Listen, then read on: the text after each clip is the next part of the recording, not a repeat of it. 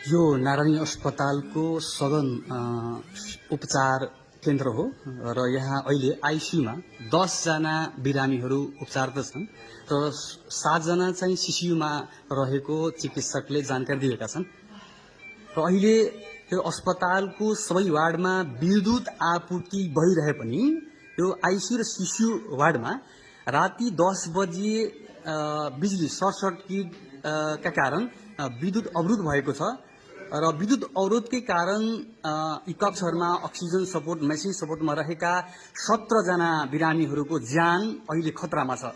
समयमा वैकल्पिक व्यवस्थाको अभाव र अक्सिजन सपोर्टका लागि आवश्यक मेसिनहरू सञ्चालनमा नहुनुले अवस्था झनै गम्भीर बन्दै गएको छ।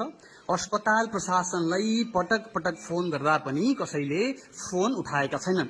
अस्पतालका मेडिकल सुप्रिन्टेन्डेन्ट डाक्टर चुमनलाल दास पनि मस्त निन्द्रामा सुतिरहेका छन् र यो वार्डका जुन जिम्मेदार व्यक्ति छन् उनी पनि अहिले बेपत्ता भएको अवस्था छ। दर्शकबिन बिरामीहरू छपटाइरहेका छन्। अस्पतालको यो सिसियु र सिसियुको र आइसियुको मात्र यही विद्युत अवरुद्ध भएको छ। बाँकी अस्पतालको सबै वार्डमा विद्युत सुचारू नै छ र अहिलेसम्म यो लगभग 2 घण्टा हुन लाग्यो। 2 घण्टादेखि बिरामीहरू अहिले उहाँहरूको ज्यान जोखिममा छ। अब यसको जिम्मेवारी कसले लिने?